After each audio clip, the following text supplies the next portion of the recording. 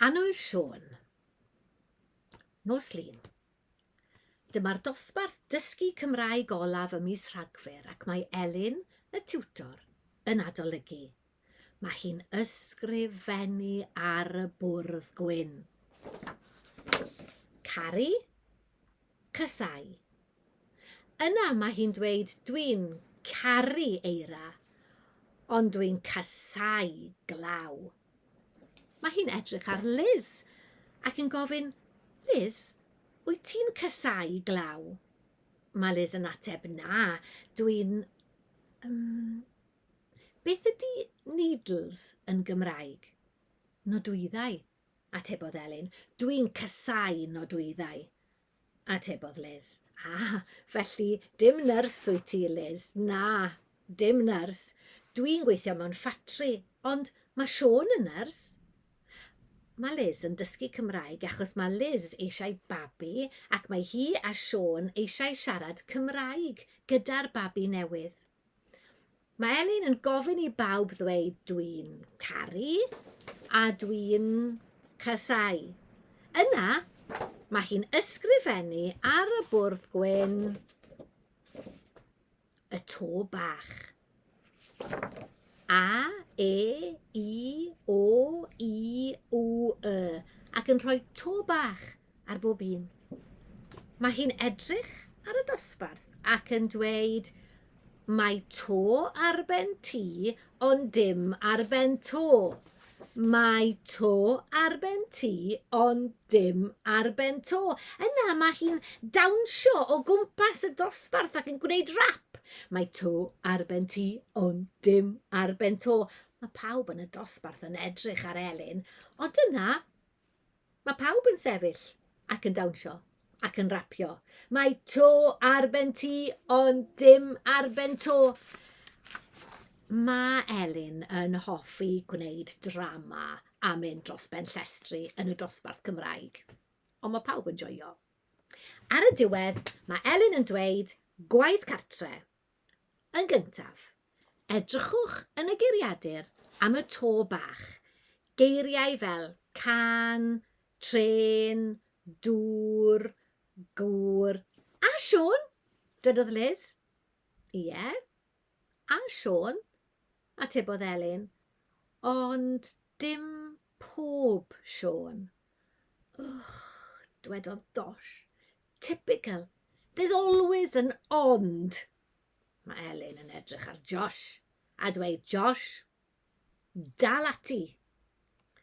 Yna, dydodd Elin yn ail, ysgrifennwch restr siopa cinio Nadolig, ac yn olaf, dwedodd Josh eto, wel, os ych chi eisiau, dwedodd Liz, ysgrifennwch lythyr at Siôn Corn. Pennod 2. Mae Liz yn hapus iawn. Dyma'r Nadolig cyntaf gyda Siôn. Mae Siôn yn dod o Abertawe ac mae Liz yn dod o Aberdeen. Mae Siôn yn siarad Cymraeg, ond yw Siôn ddim yn athro da.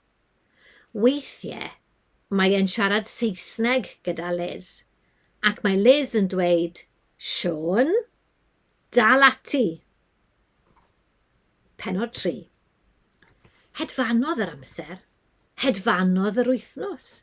Hedfanodd y dyddiau o ddydd Mawrth i ddydd Mercher, Iau, Gwener. Daeth y pen wythnos. Cofiodd Liz yn sydyn y gwaith cartre. Ond ble mae'r llyfr dysgu Cymraeg? Dyw'r Liz ddim yn cofio. Dyw'r llyfr ddim yn y bag. Dyw'r llyfr ddim ar y bwrdd. Stopiodd Liz a meddwl, llythyr at Siôn Corn, ie, llythyr at Siôn Corn dwi'n meddwl, a dechreuodd ysgrifennu. Annwyl Siôn. Na meddyliodd eto, na rhestr siopa cinio Nadolig. Mae Liz yn caru cinio Nadolig. Y twrci, y panas, y moron, y selsig bach, y stwffin.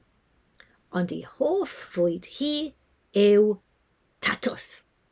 Mae hi'n hoffi tatws newydd, tatws sglodion, tatws rhost, tatws wedi berwi, tatws dwns, tatws, tatws, tatws. A'r gair nesaf ysgrifennodd ar y papur, tatws. Ond yno, meddyliodd eto, mae gwaith cartref arall. Y geiriau efo to bach. Suddodd calon Liz. Wel, mae to bach ar Siôn. Ond beth am tatws? To bach ar tatws? Siwr o fod, meddyliodd. Meddyliodd Liz am Josh ac ysgrifennodd dal ati. Mae Liz wedi blino. Y fori dwedodd, dwi'n mynd i ysgrifennu popeth bore fori a gaeth i'r gwely. Pennod 4. Mae Siôn yn gweithio yn yr ysbyty. Mae e'n gweithio gyda'r nos. Mae e'n dod adre yn hwyr. Agorodd Siôn y drws. Helo, dyrodd e.